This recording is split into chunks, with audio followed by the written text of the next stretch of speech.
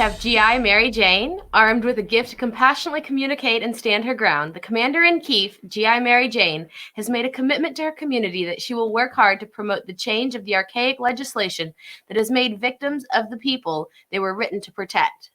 Are you there, GI Mary Jane?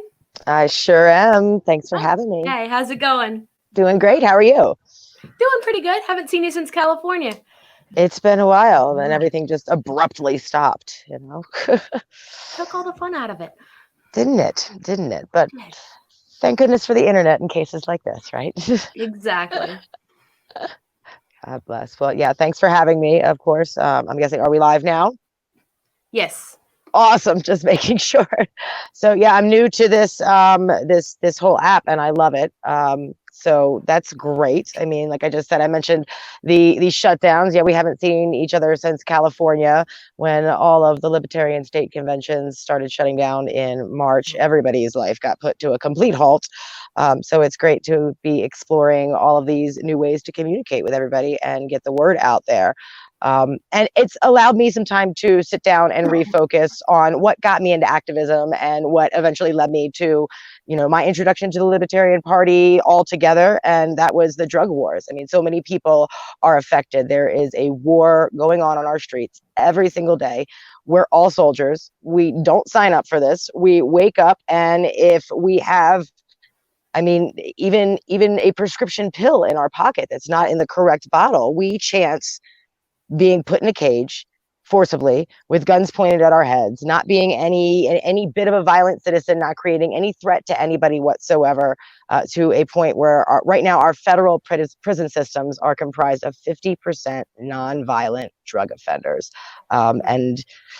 So it's been bittersweet to be able to sit back down, refocus on trying to get all these drug war stories out to everybody. But at the same time, it's kind of been disheartening because even though we have legalization now in more than 2/3 of the country, the arrest rates are ridiculous. They are still at a rate of one person every 50 seconds being arrested for a nonviolent drug crime. And I use that word lightly, of course. And since we're all libertarians here, I know we all agree that the drug war is something that's unacceptable. My body, my choice, nothing by force. Everything should be voluntary. Eliminating prohibition altogether falls within the lines of everything that the Libertarian Party stands for. So I've had a lot of people say to me, well, why are you talking about it? We all agree. Well, we do agree. And we have people working. And we have, like I said, we have drug laws in legal drug laws in 2/3 of the country. But for instance, here in my home state of Colorado, there were 7,000 possession arrests just last year. Wow. Just in the state of Colorado. For non-cannabis offenses or for cannabis offenses? For cannabis offenses. Wow. Yes. Manufacturing and growth was at the rate of a couple of hundred. Even that, if you are a tomato farmer and you're growing more tomatoes than your county allows, they don't send tanks and guns to your house. Right. You get a notice to appear in court, right? And you have to face Uncle Sam, and then you deal with taxation and regulation, and that's a whole nother story. But if you're a cannabis farmer and you have even one plant more than you're allowed to per whatever that state says, and these laws are constantly changing, so it's hard to stick or keep up with all of them. You get guns in your face, you get helicopters and tanks and SWAT teams, and people are losing their lives to this, quite literally. And they have been for a long time, even before the state started legalizing. Back when I was a prison counselor, almost everybody that was in there in a prison other than for sex offenses started off being there for some level of a drug charge, and then from that, then they had limitations on what kind of jobs they could get, and it just escalated into all kinds of other criminal stuff. But it all started with drug charges, is what started most of the people that were in the prison. If they had just had any other system for how to handle it, it would have kept our prisons far emptier. It's frustrating. Reagan declared a war on drugs, saying that substance abuse was the biggest enemy of this country. And that may be true. I mean, abusing anything is not something that I condone, and I don't think many people condone, but you can abuse shopping. And the way to combat somebody abusing or doing a particular it doesn't have to be a drug. It can just be an action, but doing it to their detriment, to where it is hurting themselves and maybe at most their surrounding community and family, is not to throw them in prison where they're going to be introduced to actual criminals, actual violent offenders, thieves, rapists, people that they otherwise wouldn't have come in contact with. And you have to imagine you get out with a chip on your shoulder against the state. And then, like you said, there's no way for you to get a job. It's so hard to re-enter society. And that even goes for, DUI offenders. And I'm not going to say that drinking and driving is okay either, but maybe it's time we revisit that.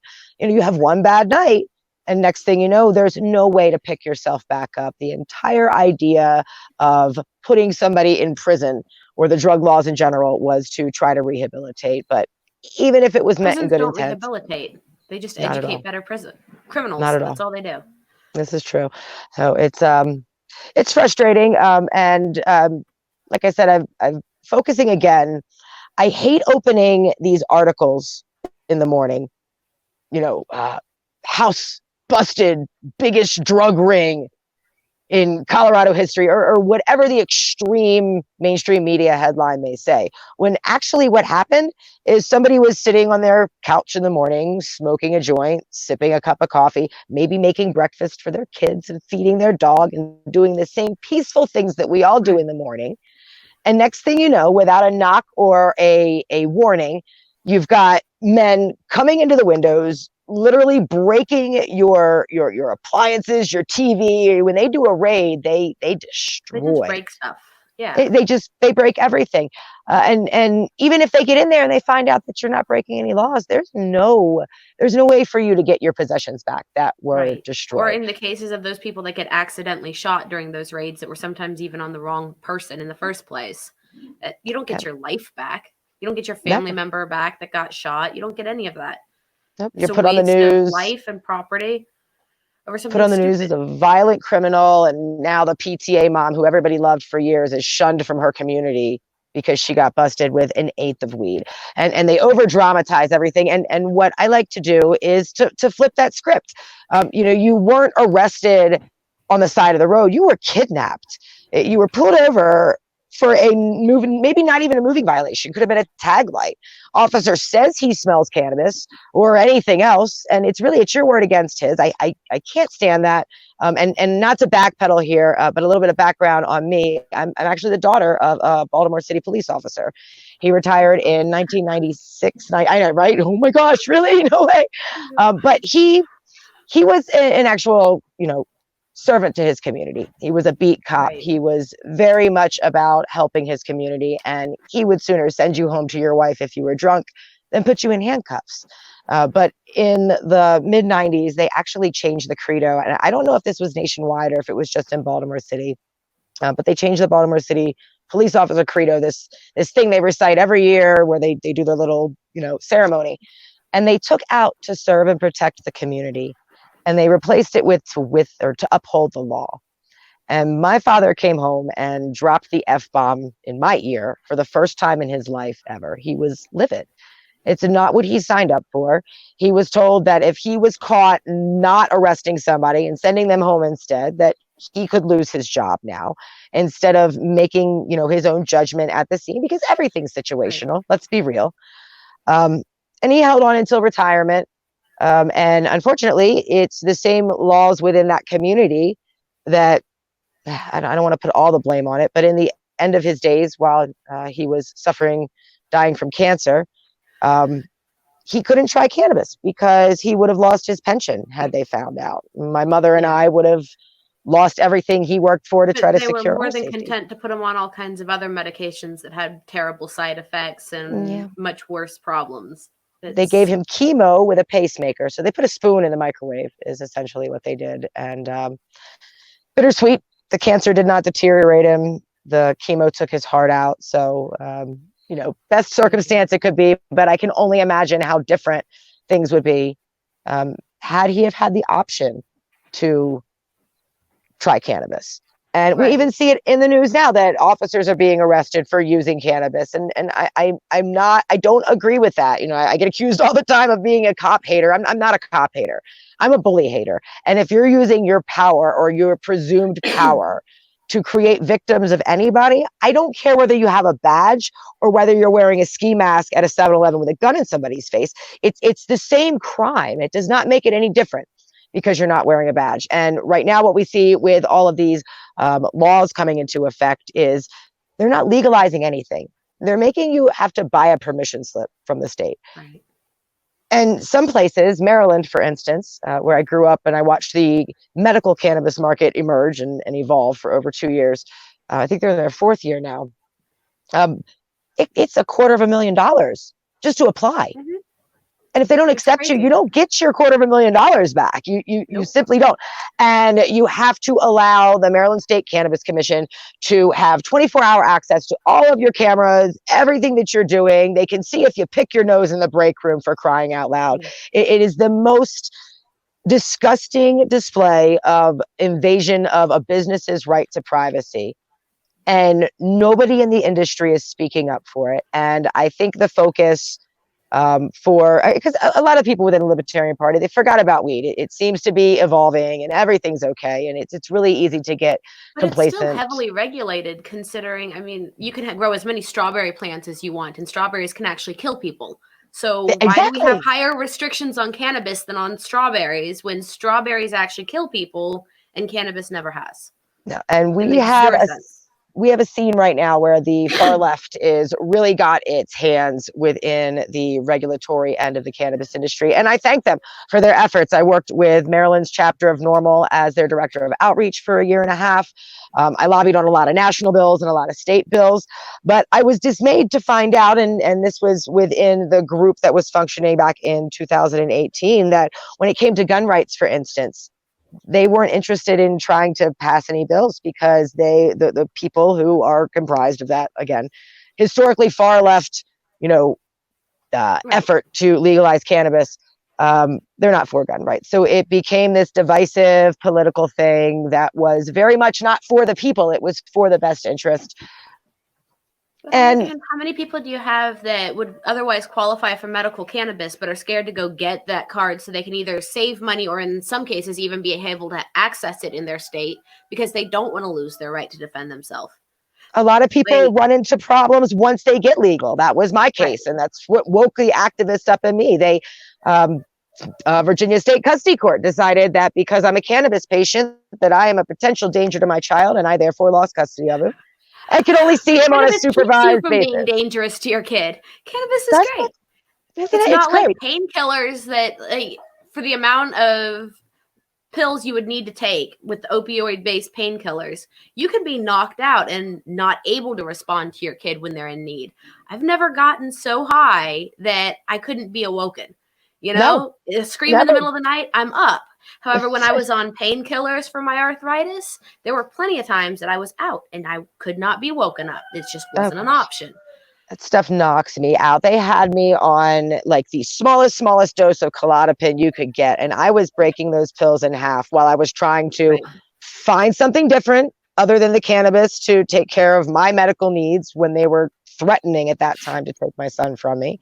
And it did it. It made me a worse person. And yeah, you could not wake me up with an atomic explosion outside of my window while I was on half of this pill. I couldn't imagine if my son had woken up crying in the middle of the night and needed my attention in those evenings. Yeah. And that's a prescribed medication. Just like if you have a medical cannabis card, it's a prescribed medication. Why are they treated differently?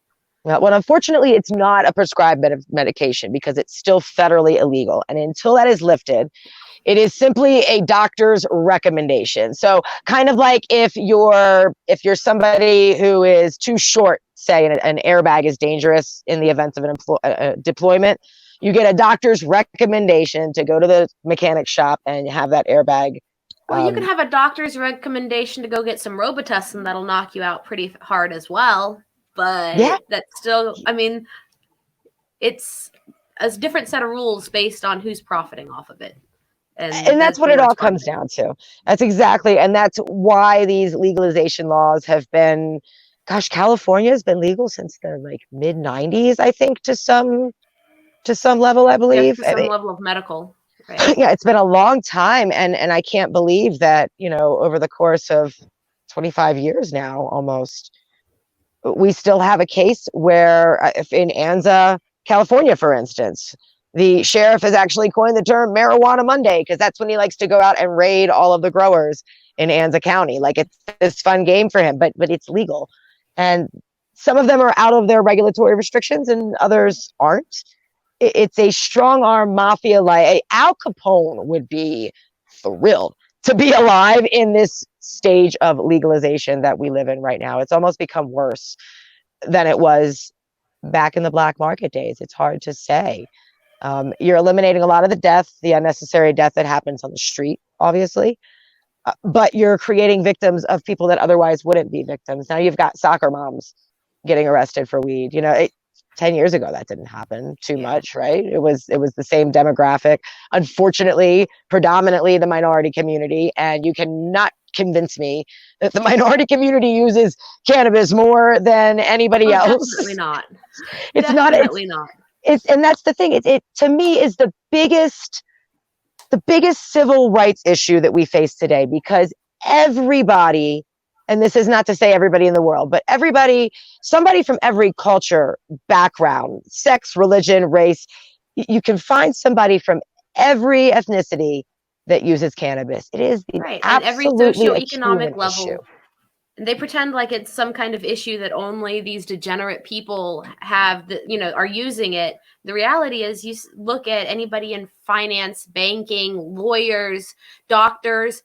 There are a lot of people that use cannabis that you would never expect, because you're conditioned to believe that everybody fits this certain stereotype. Exactly. And to take it even further, you've got people in those higher up positions you mentioned, and this has been common knowledge since the 80s, that use cocaine regularly. And if that person can handle that, to Adderall now, but yeah. Right. But if that person can handle that, I couldn't. I'm going to say I couldn't do it. I don't know how they do, but clearly they do. And if they can handle that, who am I to tell them that they can't?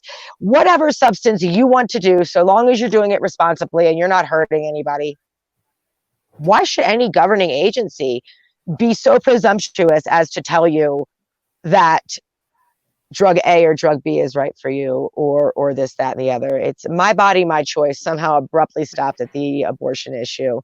And it's something that I think is a very effective tool to use with people right now. Especially, I notice, for instance, with all the protests, all the COVID protests, and I hate to bring this up because I'm so sick and tired of hearing about the corona stuff, although it's worth mentioning. It's kind of turned into, or the media's turned it into, how they love to split everything. The media's turned it into this, it's strictly right-wing conservatives that are protesting this. It's not the left. I've been to a protest in Arizona. I saw people from all backgrounds there. There was an overwhelming Trump support air, or mood in the air. But that put aside, the Republicans who do follow the media, right? The sheep, we'll call them right now. They're buying into this, and their biggest argument is my body, my choice. Don't tell me when I can go to work. Don't tell me when I have to get a vaccine. That's their biggest argument, and this is coming from the right. What a great discussion to start. Well, if you believe all that, and I agree with you, Mr. Super Trump supporter, what about drug laws? What do you mean? Well, it's the same thing. It's a great way to start to change the minds of people. We preach to the choir every day. I don't care what issue it is, because we like to speak to the like-minded. But in times like this, it's a great time to have that discussion. I like to talk to the opposition as often as I can, and try to figure out their fears, because everybody does have. Nobody is so evil as to say, "Oh, we just throw you in jail because you're a dirty reefer" anymore. Maybe 30, 40 years ago that was a thing. It's not anymore. But they really then they must have a concern. So, what is your concern? Do you think people will start robbing you? With pot, it's usually more that they just think people will no longer be productive, because they've been propagandized to believe that if you smoke marijuana, you must sit on the couch and play video games all day and do nothing else. They don't realize that most skilled tradespeople are smoking weed all day long. Why? Because it helps with their joint pain. It helps with their ADD. It helps with all these different things that you just overwhelmingly see people that are very productive. They get up, they go to their job every day, they come home, they take care of their families, their kids, their house, all of that, and they manage to do it while smoking cannabis. But there's this hype that everybody that smokes weed is like Cheech and Chong or Snoop Dogg, and it's just not reality. Well, even to Snoop Dogg, look how successful he is. The man has built an empire past his music. So how can you sit here? Bill Gates has come out and said he smokes pot. Elon Musk, which bravo to him in his recent protest. But above and beyond that, and I read an article today, I forget where it was published, that they're noticing that the drug wars are affecting nature, not just in the obvious way of, oh, well, you took a plant out of the ecosystem. You took an entire species of plant out of an ecosystem that was otherwise working fine. But the drug war is also affecting like the Amazon, right? People are lacking in areas where they go make their coke or their meth or whatever their produced substance may be. And they're going into these forest areas and they're destroying them. They're leaving all the trash behind. Why wouldn't you want a regulated market for all of those things? Why wouldn't you want to stop I think they should be regulated like strawberries. Yeah, me too. Do you know how hard it is to grow strawberries, though? Like That's everybody, easy if you can keep the squirrels from stealing them from you. Right? No, I mean on a regulatory end. Like you guys deal with it. Does your homeowners association have any rules against that? Does your county, if you live in a city, you can't even farm sometimes. Right. So like a lot of people say that regulate like tomatoes, regulate like strawberries, and I get the sentiment, and I totally agree on the on the bottom end, but if you back up and look at the whole forest from the trees, I want all those regulations wiped clean too. I would love to see it. It's simply, that's why I live out in the sticks. Nobody cares what I keep in my yard, as long as it's not cannabis. Yes, exactly. Right. As long as it's not cannabis. There was actually, there's a story that came out of California where a woman bought property. And after she bought it, they told her she couldn't build land there. She couldn't build any properties there. She couldn't even park her RV there. There were all these land restrictions she wasn't aware of. So she would come in during the day and then leave and park on the street at night. And the local law enforcement got angry about this. So they get on Google Maps and they pull up a picture that must have been like 3 years post-dated. Somebody had been growing weed on that property. And they were able to get a search warrant and raid this woman's property based off of a Google Earth photo that I'm assuming these things are marked, like last updated whenever. So they should be able to see this dated prior to when she moved in. And that's how easy it is to get these search warrants. It's really akin to a witch hunt.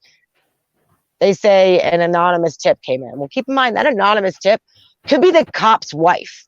Hey, honey, make this phone call for me, right?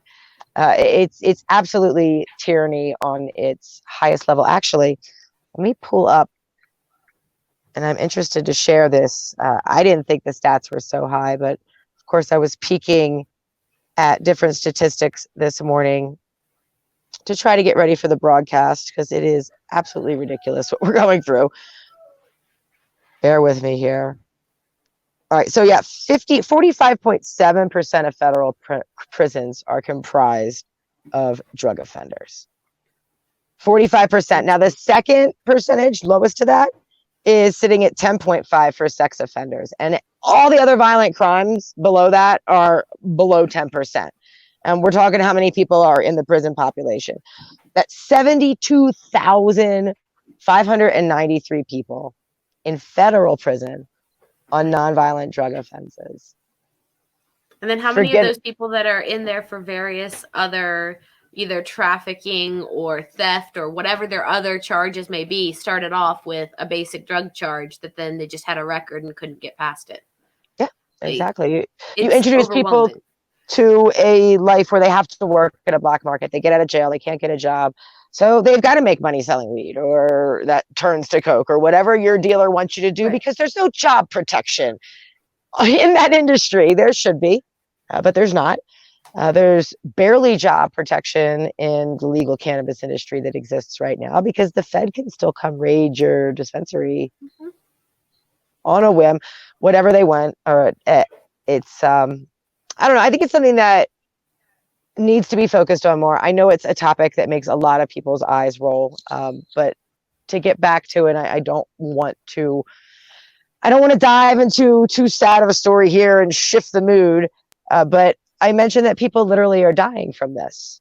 And to tell you the story of somebody who was very close to me, who, same thing, he got busted with a joint behind a 7-Eleven when he was 17. Next thing you know, he's labeled a criminal. He can't get a job. He's shunned from his community. One thing leads to another. Pardon me. And he got himself into some pretty hard drugs, but he got himself off of those hard drugs as well. Got himself regulated on prescription drugs that, I'm sorry, are just as hard as the street drugs. Some would argue a little cleaner. Others would argue more addictive. I guess science remains to, still needs to figure that out. We can't, because we can't study these things yet. But got on the prescription equivalent of the street drugs that they were using and was picked up for 2 grams of weed and kept in jail for 2 weeks and kept off of his prescriptions, which very clearly say suicidal thoughts or actions as a side effect of withdrawal. And it's completely illegal for them to keep his prescriptions from him. Well, and they did it anyway. But they do it anyway. They're allowed to break the law. We're just not allowed to break the law. They actually told me that there is a list of prescriptions that they will not administer in prisons. And I didn't fact check this. This is, of course, the lady on the phone can tell me whatever she wants to. But in trying to get this prescription to the prison that he was in, couldn't do it. He was only in there for 2 weeks, a little bit under.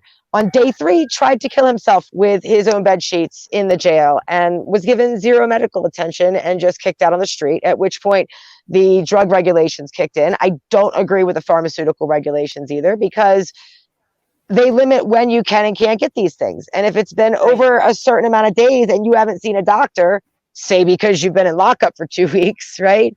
They can just deny you your prescription. Mm-hmm. And then it takes 3 months to see a doctor. Next thing you know, somebody has taken their lives. And a lot of times it's done by overdose. And then the media and the whole world just brushes them off as some stupid junkie who overdosed or some idiot who committed suicide. Nobody looking at the years and years and years and years of struggle that, I'm sorry, 99% of the time, the problem. Involving the system, creating a problem, and somebody fighting until they can't fight anymore. And such is life, unfortunately. So it's time to change that. And I think the best way for us to do that, I mean, I know the LP is super open about cannabis. Some people. I will say, at California, trying to get a picture with some of the candidates with a joint in my hand, I was told no by some. Really?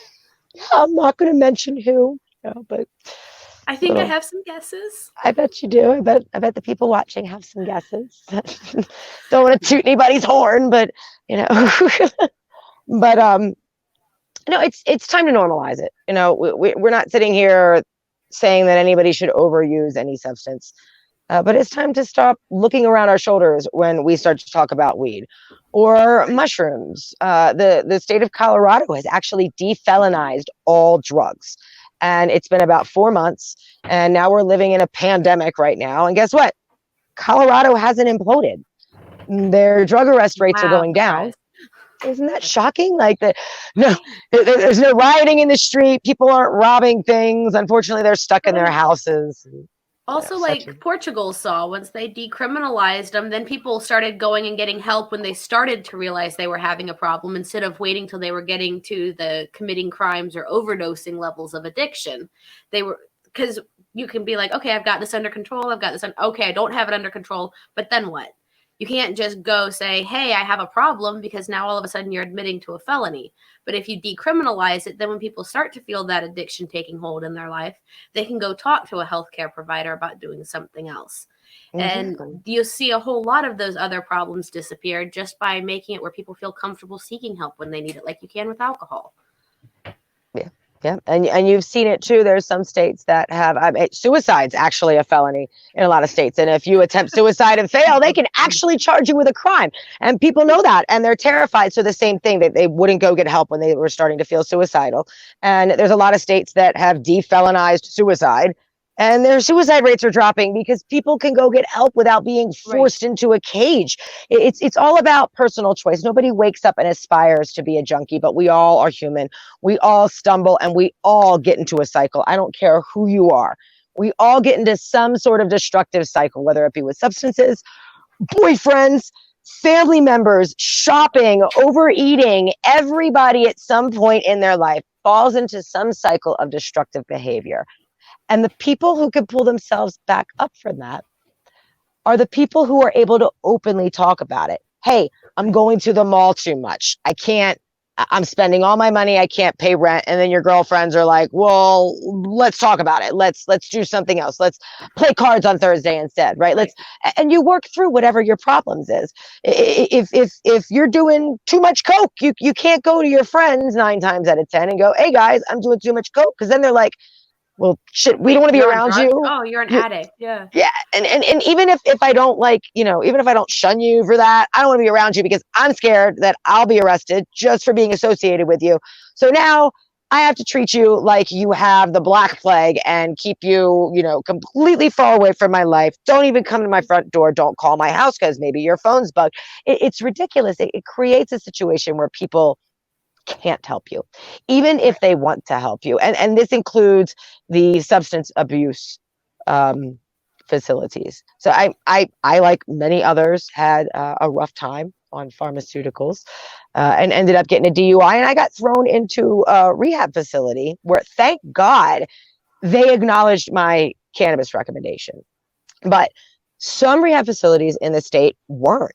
And you heard a lot of stories of people getting back on the opioids, but now in the form of a prescription, because as long as they have a piece of paper, right, the rehab facility won't, nick them for having dirty urine.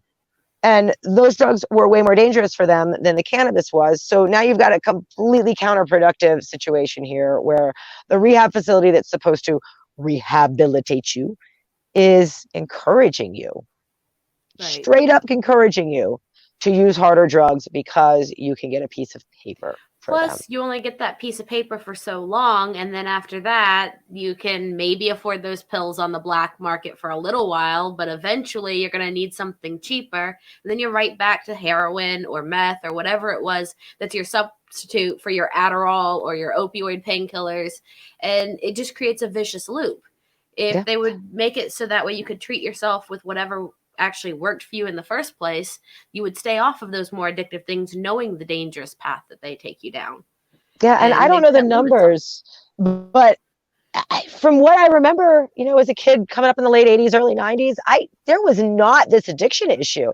It was rare that you knew somebody who knew somebody that had an addiction issue. I mean, it was a thing, it was out there, but it wasn't so prevalent. Like right now, I don't think you can talk to a person in America that hasn't been arrested for drugs, knows somebody who has, or at least connected within 3 people, a neighbor, a coworker.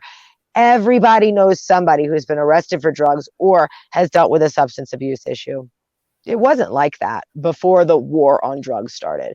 So Reagan came out and, did this whole big thing that he did and created all these organizations to demonize and shun people and put them in handcuffs. And statistically, it is not getting better.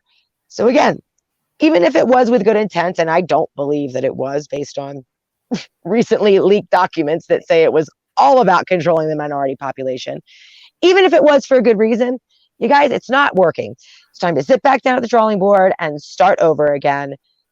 We didn't have heroin before they got rid of the opium dens. Like opium dens were a big problem, but a big hippie thing. But it wasn't until you eliminated nature and eliminated that choice for people until you started seeing heroin. Well, you also saw a whole lot of the middle class and up where they would just use different anti-anxiety medications and alcohol, whereas people that are of less means didn't necessarily have the opportunity to go get those prescriptions. So they replaced them with other cheaper options. And so what the rich people were using was criminal, but what the poor or working class people were using was criminal. It creates a disconnect in everybody's using vices of some sort. But if you're a certain class, then your vice is legal. If you're another class, your vice is illegal. Why? And that's exactly what it comes down to. And the whole healthcare thing. Do you have health coverage or not? Because our health industry in this country is so ridiculously overpriced from that of other countries. You can't afford it. You absolutely cannot. And they've made it worse. My son's 10 now, but when he was 3, I think the whole Obamacare thing came into effect where they said they were going to be fining you every year if you didn't have insurance. What did I do? I sat down and did the math because my job at the time raised my monthly premium by $400 when that happened. I was already paying too much for what I thought was too much for coverage. Right. And then it got higher. So I sat down and did the math, and I realized it only cost $100 to go see the doctor for a regular physical at the time.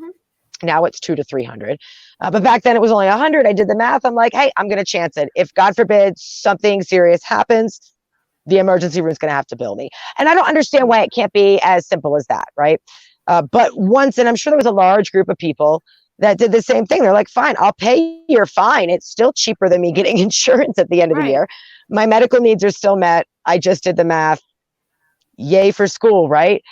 They start raising the prices of the drugs. They start raising the prices Even of through the healthcare exchanges like Massachusetts has, it's still a few $100s a month to put a family on a plan. And if you're, a waitress or something of that nature as far as income goes, you're basically giving up a week's pay or, the equivalent to just for health insurance. And then you still have co-pays and all that other mess on it. It's insane. That you may or may not use. And if you use it, they only cover a portion of what you need. And then if you get caught with cannabis in your system, they're probably going to drop you or not cover whatever procedure you're trying to get. It is simply turned into a way to control people. We're watching it get worse with legalization.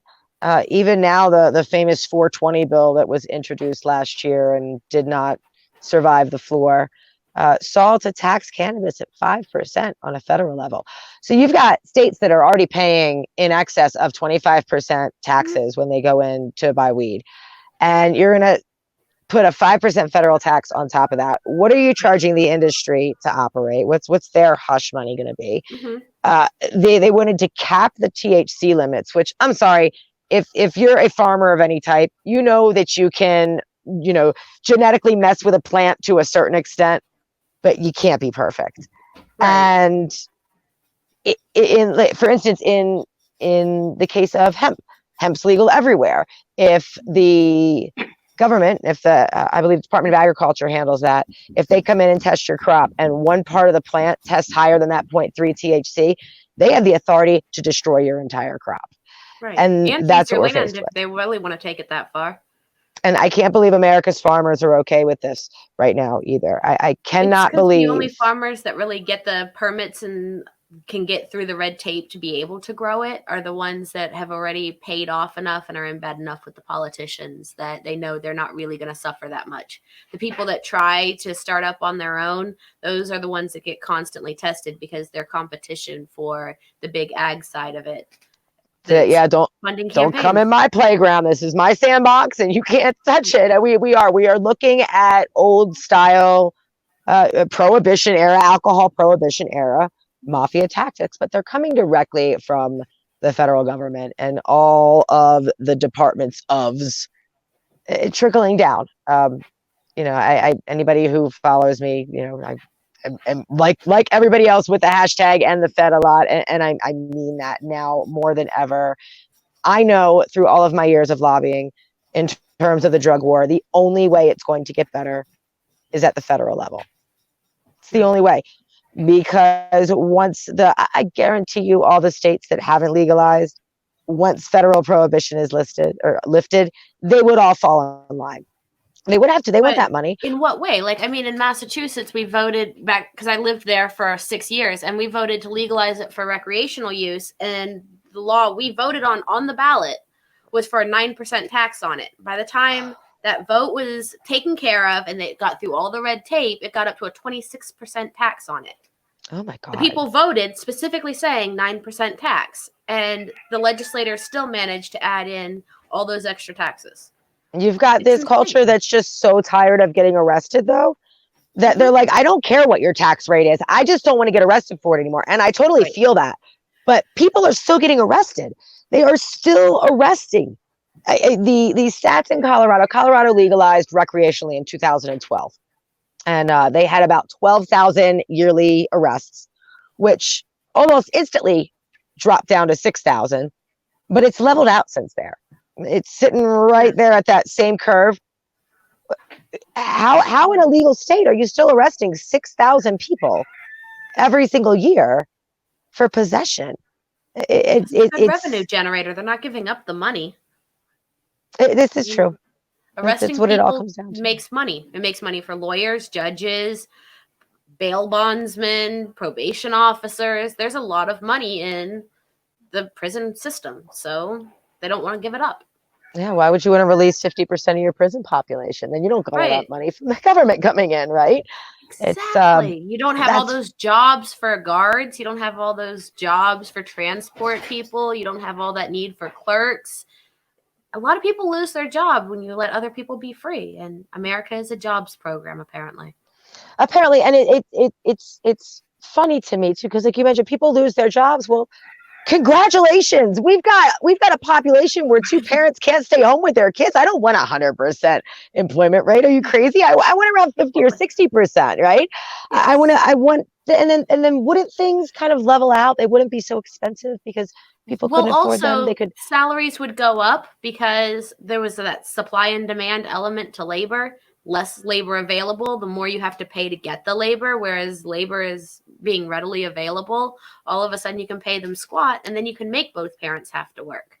Yeah, yeah, it's a very strange atmosphere that we've created. But I understand human beings and our need to stay comfortable in what we know, and it's so hard to break through those barriers.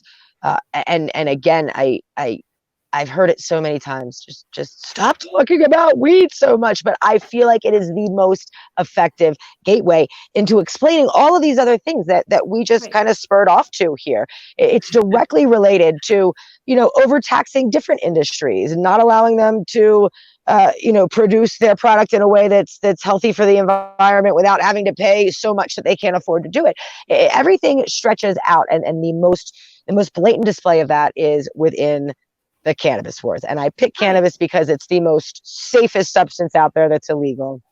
Aside from mushrooms, I don't think anybody's died of them. Cannabis and hemp being really good at restoring soil quality so that you can do monoculture crops and you just do a rotational crop planting and your soil gets restored rather than having to blast with tons of chemical fertilizers and worrying about constantly using pesticides, because hemp and cannabis are pest resistant for the most part. So you solve all kinds of problems with all your other crops just by giving that to farmers as an option as a rotational crop through their fields. Imagine that. Again, fertilizers and all those things are good money generators. Nature doesn't know what it's doing or anything. We have to create all those things for it. It's not like it was doing it billions of years before we even became a thing on this rock. It's the level of ego that exists in the human society right now is frightening. And I hope, if anything, we'll start evolving out of that. I feel like we've definitely backed up. And to those people who are still stuck in their ego and they're only worried about the capitalistic end and the money end of things, well, why not legalize a crop that can create more jobs, that can fix the environment, that can create more land, because you wouldn't have to have all these, huge tree farms. You can create paper and bricks and hempcrete and all sorts of things out of this beautifully, easily regenerated plants. And if you're stuck up in the whole money aspect of it, take that and segue it into, well, if that's your concern, here's how we can fix it. And not only that, then you can move on completely into the entire libertarian argument of lesser regulations. It all starts right there. It's the biggest display of overregulation. But if you really look at the overregulation of the cannabis industry, I don't see it being too much different than that of regular industry. We've just become complacent in all of the regulations in regular industry. I still, the effort it takes to open a gas station or a convenience store. Right. Or a medical office. If you're a doctor and you want to open your own office somewhere, you have to go through all the zoning to make sure there aren't already too many other doctors there, or whatever other weird criteria your town, county, state comes up with, that you're a trained professional. You want to offer service to your community that they want, but you can't do it unless the government gives you a bunch of okays. Why? Why? You have to know somebody to get into the big kids club is essentially what it's turning into. We are the high school cafeteria. America needs to wake up. I think they are. Um, I've never lost hope, but unfortunately, every day I feel like I see less and less glimpses of hope, especially with things going on in recent headlines now. And again, I'm not going to discuss it because I'm so sick and tired of I think we all are. this one little thing that's dividing everybody. And ugh, it's it's frustrating. I think at the end of the day, we are all adults enough and we've all come far enough in society to understand that we have to help each other. We are not 300-400 years ago where you encounter something that looks another human that looks different than you and you legitimately are in fear and your animalistic instincts kicked in. We aren't that Neanderthal anymore. I mean, to some degree, yes, with the strangers, but 300-400 years ago, you saw communities pulling together to support each other in a way that was more voluntary and actually more effective than what you see now, where every time somebody does something, or needs help with something, everybody just reaches to government for that solution. Whereas 400 years ago, if you needed a barn built, you were like, okay, I'll, either trade you something or I'll help you with your barn and you help me with mine or whatever. And people just stepped up to help each other. That Right. completely went by the wayside when we started shifting all of our trust to government instead of to our neighbor. And it's... And then the regulations kicked in. Now you can't build that barn without paying a certain zoning tax or something. You have to pay so for you can't do it. Inspections, and now you can't do it for your neighbor for free or for in exchange for food or something, because you've got to cover those costs and you've got to cover the effort it took you to go ahead and file that paperwork and do all of these things. We have created through regulation, through begging the government for help, instead of trusting ourselves as human beings enough to just go ahead and do it like we know we'll do. When things go crazy, when the power, this is the best example I've ever been able to give. I grew up in Baltimore City. When the power went out down there, if somebody hit like a generator or whatever happened, it would go out for days. In the middle of a dangerous city, what did we do? We had sleepovers with each other. Our families, our parents automatically knew that there was maybe some danger and they weren't going to scare us kids, right? But we'd all have a sleepover at one house or another, or we'd split the difference and there'd be two houses hosting two different sleepovers. We'd have fun over it. One of the families had a gas generator, so we could barely play Game Boy by like candlelight, you know what I mean? But it was that is what we do as human beings. When something happens and there is any slight hint of danger, we look within, we look around us, and we make sure, if anything else, to take care of our community. Not even if you don't care about them, you don't want to be shunned from the community for being that guy who didn't step up to the plate. So whether it's by being vocal about being thankful for people for their generous actions, and the louder we are about that, the more people will be generous, I think. Or whether it's about just your innate want as a human being to have yourself and your community grow, we will do this without the help of government. And I think that, I know that for me, looking at this whole COVID mess, at all the shutdown mess, we are starting to see that. We're seeing communities come together. I mean, for crying out loud, you've got speakeasy hair salons going on right now. And that's such not a joke. I can't even believe I'm saying that, right? Like the hairdresser is more likely to get arrested than the weed guy right now for the first time in history, right? But which I feel bad for the hairdresser, but I find it funny anyway. Yeah, and everybody's saying it's for their own selfish needs. I bet you these hairdressers are barely charging what they normally do, if anything at all. They're just trying to help their neighbors. Come on over, let me cut your hair. We've been in the RV for quite some time. I'm caravanning with a couple of people, and we've been cutting each other's hair and cooking each other's food and doing each other's dishes. And this is not just because of COVID. This is not just because of the shutdowns. It's because that's what we like to do as volunteers. This is what we enjoy, what brings us joy. And really what I think we need to do is set that example for the community moving forward. Even if it's being brutally honest, like I am on my website, platoon420.com, in communicating these drug arrests with people. Somebody's got to be the one to present and display the not so pretty that's going on. But it's up to the people that are reading it to lead as examples and to start coming to these people that may be arrested for drugs in their neighborhood with open arms and trying to help them with compassion instead of shunning them. We need to turn that corner. So just like we would shun somebody who, in the event of a crisis, didn't want to help their community, we need to start shunning the people who are arresting our nonviolent citizens, our community members who would be there to help us in the event of a crisis if they weren't being arrested for victimless crimes. They're taking that community away from us. Yes. And but that makes it easier to control people when they don't exactly have a safety net in a community. Then they need a safety net somewhere. And that's where government always steps in and says, we'll fix the problem we caused. That's it. And they just make more problems. That is it. And I am so happy that we are coming around this huge election year. I really think it's going to be a breakout year for the LP in terms of the national vote. People are clearly fed up.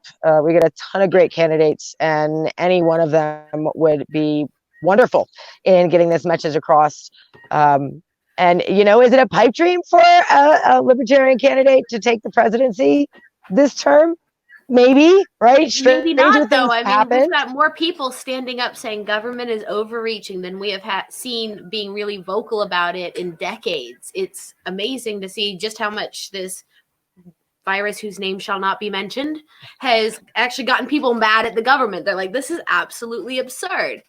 Yeah. And hopefully that starts to transition into more people looking for options outside of the RD dichotomy of, okay, well, the government's only going to control this aspect of your life, or only going to control that aspect of your life, which really they're both vying for all control, but they try to pitch their propaganda from different angles. And I mean, I think that's the real reason why Governor Kemp here in Georgia just went ahead and opened up the state. I mean, there's a few little restrictions on stuff, like restaurants have to seat people every other table, some other little things like that. But I think the reason he opened the state was because he was seeing how upset people were getting about being told you can't do what you want to do. And he doesn't want to risk his future re-elections and the reputation of the Republican Party and the stronghold they have here in Georgia by saying, no, you're going to stay locked up. And right. I think that was a political move more than a actual ethical trying to keep government from overreaching. I think he was just afraid of making the people too mad.